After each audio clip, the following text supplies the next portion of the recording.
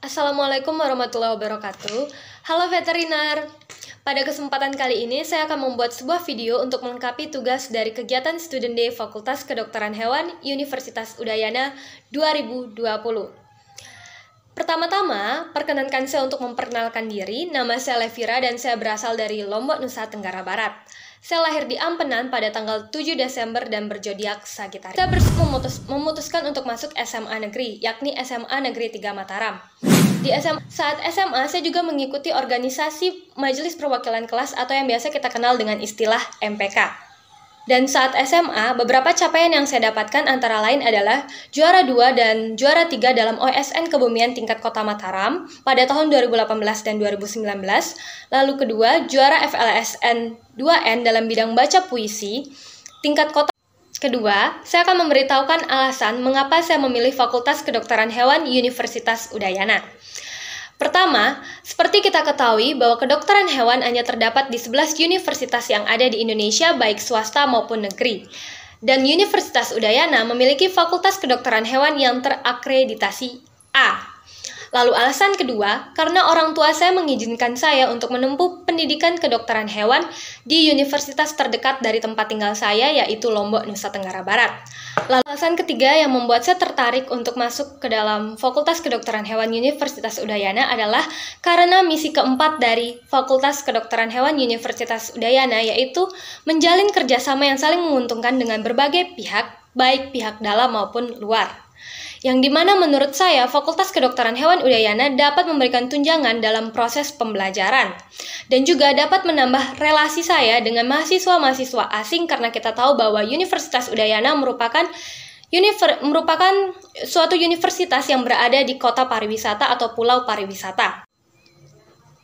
Visi dan misi Fakultas Kedokteran Hewan Universitas Udayana. Untuk visinya, yakni terwujudnya Fakultas Kedokteran Hewan yang menghasilkan lulusan berkemampuan profesional di bidang kedokteran hewan yang dilandasi etika dan budaya. Lalu untuk misinya, terdapat 5 misi antara lain sebagai berikut. Pertama, menyelenggarakan pendidikan akademik dan profesi kedokteran hewan yang bermutu. Kedua, menyelenggarakan penelitian yang inovatif dan berkualitas tinggi dalam bidang kedokteran hewan untuk menunjang pengembangan ilmu pengetahuan dan teknologi, pendidikan dan pengabdian kepada masyarakat. Ketiga, menyelenggarakan pengabdian kepada masyarakat dalam ilmu dan profesi kedokteran hewan yang bermuara pada kesejahteraan masyarakat. Keempat, menjalin kerjasama yang saling menguntungkan berbagai pihak terkait baik pihak dalam maupun pihak luar negeri untuk peningkatan ilmu pengetahuan dan teknologi, pendidikan dan pengabdian kepada masyarakat. Dan terakhir adalah mengembangkan dan menetapkan tata kelola yang transparan, praktis, efisien, dan akuntabel berbasis pada teknologi informasi. Sebagai seorang veteriner, tentu kita tahu bahwa seorang veteriner mempunyai salam yang dikenal dengan salam vetro. Salam vetro berisikan vetro profesional, vetro beretika, dan vetro berbudaya. Nah, apa sih maksud dari ketiga kata tersebut?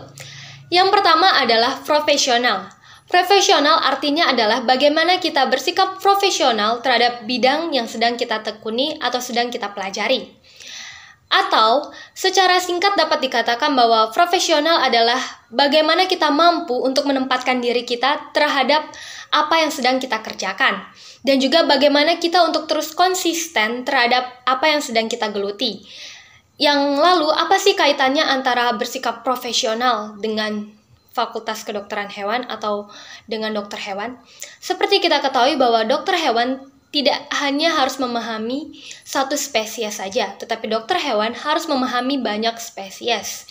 Yang dimana untuk memahami banyak spesies itu dibutuhkan kemampuan untuk tetap konsisten dan mau untuk terus belajar, yang dapat kita artikan dengan profesional di bidangnya. Lalu yang kedua adalah beretika. Beretika artinya bagaimana kita sebagai seorang dokter hewan, bukan hanya dokter hewan saja tetapi profesi lainnya, untuk mau mengikuti kode etik yang ada sesuai dengan profesi yang sedang kita geluti.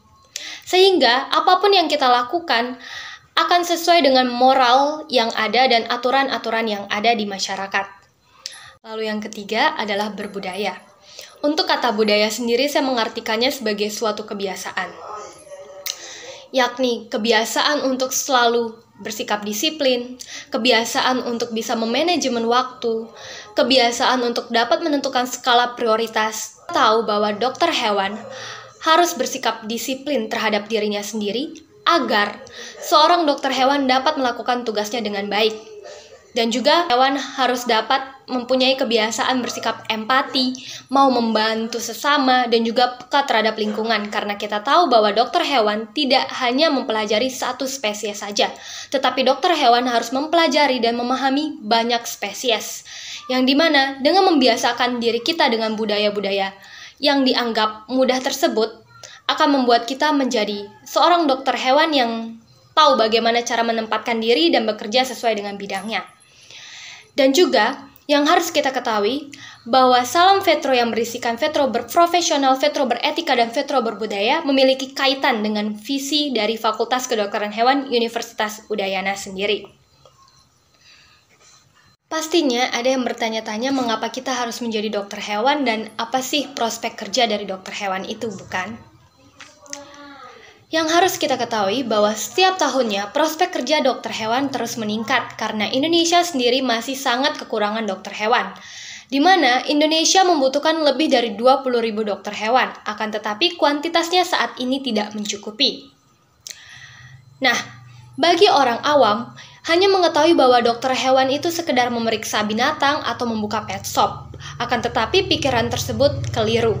Mengapa demikian? Karena nyatanya prospek kerja dokter hewan sangatlah banyak, baik di instansi pemerintahan maupun swasta. Dokter hewan dapat bekerja di balai karantina hewan, dapat bekerja di kebun binatang, dapat bekerja di rumah sakit hewan, dan juga dapat untuk melakukan penelitian-penelitian, dan juga dapat menjadi ahli satwa liar. Dokter hewan pun juga dapat menjadi seorang teknisi dalam hal food nutrition, karena mungkin banyak yang tidak tahu bahwa perusahaan-perusahaan produk makanan yang berasal dari hewan tentunya harus melakukan pemeriksaan nutrisi dari produk yang akan didistribusikan kepada masyarakat. Saya akan memberikan deskripsi singkat mengenai salah satu ikon dari Fakultas Kedokteran Hewan Universitas Udayana, yaitu sapi Bali. Apa itu sapi Bali? Sapi Bali adalah salah satu hewan hasil domestika banteng yang berasal asli dari Indonesia. Nah, bagaimana sih penampakan dari sapi Bali itu? Sapi Bali memiliki beberapa ciri-ciri, antara lain yang pertama adalah memiliki badan yang sedang dengan ukuran yang agak memanjang. Lalu yang kedua, memiliki kepala agak pendek dengan dahi yang datar. Lalu ketiga, badannya biasanya padat dan juga memiliki dada yang agak mendalam, dan juga sapi Bali tidak berpunuk maupun bergelambir. Lalu pada bagian kaki, pada rambut bagian kaki ini berwarna putih, dan juga sapi Bali memiliki kaki yang ramping dan juga pendek. Nah, selanjutnya kita tahu bahwa semua binatang tentunya memiliki keunggulan. Begitupun dengan sapi Bali. Sapi Bali memiliki tingkat kesuburan mencapai 83%, yang dimana dengan tingkat kesuburan tersebut dapat membantu sapi Bali beradaptasi dengan berbagai situasi, terutama dalam situasi panas. Lalu yang kedua, sapi Bali memiliki fertilitas dengan rate yang baik. Dan juga sapi Bali mempunyai tenaga yang dapat digunakan untuk membajak sawah. Dan poin plusnya, sapi Bali mudah dijinakkan dan dikendalikan loh.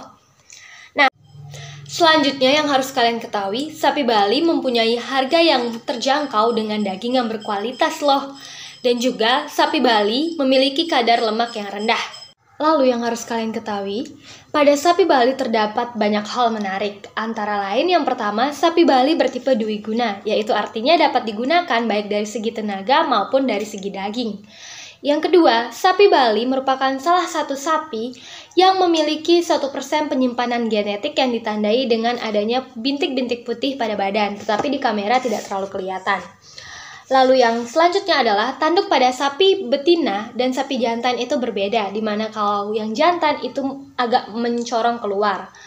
Nah, selanjutnya, sapi Bali juga merupakan penanda dari HEL9 dan Indra 35 untuk DNA mikrosatelit. Sekian yang dapat saya sampaikan.